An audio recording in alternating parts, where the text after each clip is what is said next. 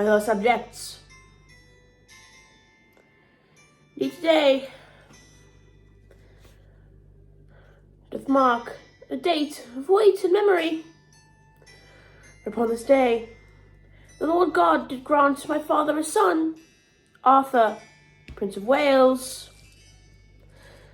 He, my elder brother,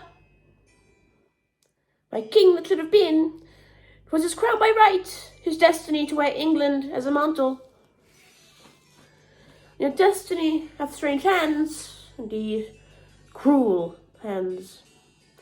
I recall him not as England's prince, but as a boy, solemn, pious, dutiful to a fault.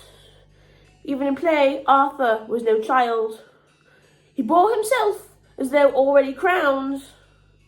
I was lively a spirit, the sportsman, the singer, the beloved of the tilt-yard. He, the book, I, the sword.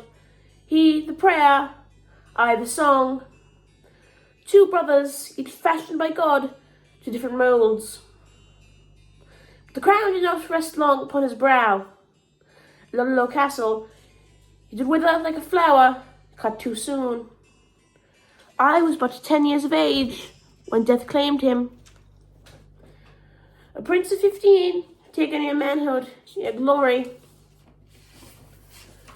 I do remember the silence in the halls, the weeping of my mother, the heavy grief of my father, who lost not only a son, but his hope for the Tudor line. And I lost more than a brother. I lost the shield that stood before me, and so I became heir. Think ye that I sought the glory of the crown? Nay, I dreamed of glory upon the field, of triumphs in music, of love freely chosen. But from Arthur's death onward, my life was no longer mine. The crown was mine, aye, but so too was the weight of England, and sometimes I curse it. Would that he have lived. Perhaps he should have ruled as a pious, quiet king. I might have been the free prince of song and sport, but God willed otherwise. Arthur was wed, not for love, nor for joy, but for policy. Our father, Henry Tudor, ever the fox, ever the schemer, sought to bind England and Spain, the mightiest realms in Christendom. So Arthur, scarce 15, was given Catherine, daughter of Ferdinand and Isabella, a bond forged not in tenderness, but in gold, in armies, in power. Think of it! Spain, with all her ships, her new world treasure, her holy war against the Moors, joined to our flirting Tudor line, was a prize fit to make England secure, unshakable. And Arthur, poor Arthur, became the keystone of that grand design. But God mocked our plans. For ere ink on the treaty was dry, ere the marriage bed was warmed, Arthur lay dead in Ludlow. And what of the Spanish bride? She lingered here, a widow, a bargaining chip, a question mark in my father's court. In time, she was given to me. Arthur's crown, Arthur's destiny, Arthur's wife, all fell upon my shoulders. I tell you this, never hath the brother stood so long in the shadow of one gone. For even in my marriage, but Arthur's ghost did linger. What began as alliance soon became a chain in time would drag England to break very Rome. What of her dowry, the great treasure of Spain, which was promised with her hand? Half was paid, aye, but the rest was withheld, locked tight in Spanish coffers as my father and Ferdinand quarrelled like merchants. Catherine was left in England, neither wife nor widow, a future dangling upon the scales of gold. And then came the death of Isabella, Spain's great queen. With her passing, the balance of all Christendom did shift. Ferdinand, once mighty, now stood weakened, his claim to Castile contested. The Spanish alliance, so proudly forged through Arthur, suddenly seemed less certain, less golden. My father, ever the wary fox, swayed the girl not as a daughter-in-law, but as a pawn stripped of her board.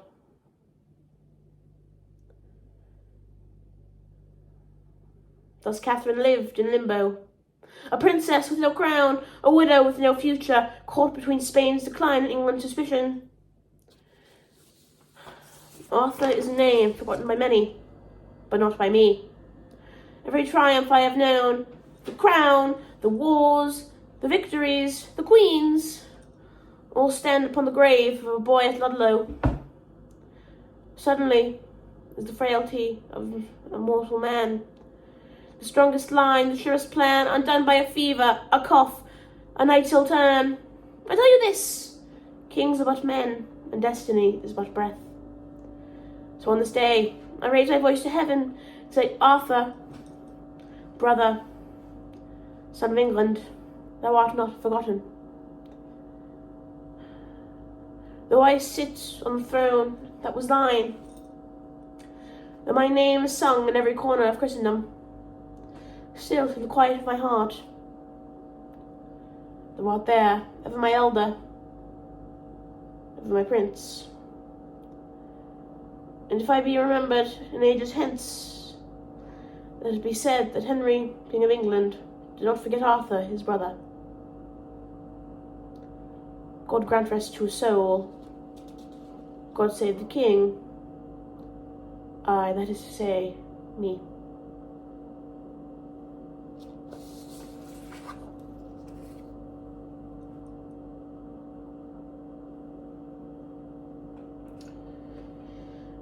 And he lives oft on days of such importance as this. My pearls. Getting off topic. But I do wonder how things could have gone down. For instance, what if the Mary Rose had not sunk? What if I had not married Catherine of Aragon? What if I not gotten rid of Catherine of Aragon? What have I not get rid of Anne Boleyn? What then? What would have happened? Sometimes I do often wonder, perhaps what would have happened if I had not arrested the Cardinal of York? Would Wolsey still be alive? What if I had not killed Cromwell? Would he still advise me? Indeed, what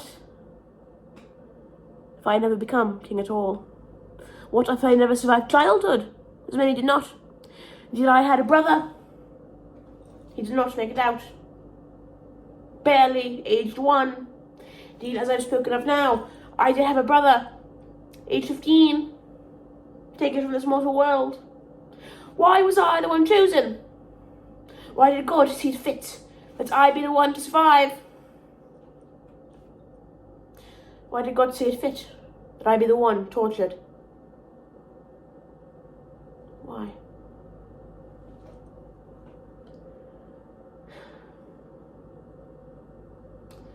My subjects, I do tell you hence, although I do portray as a great, powerful man, see, inside I am no different from any of you.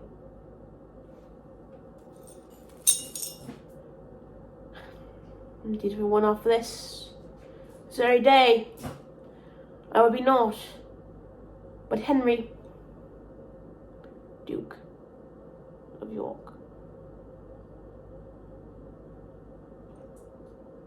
Was I Duke of York? I don't remember. I was Duke of something. I don't know if I was Duke of York. Let's just pretend I'm the Duke of York.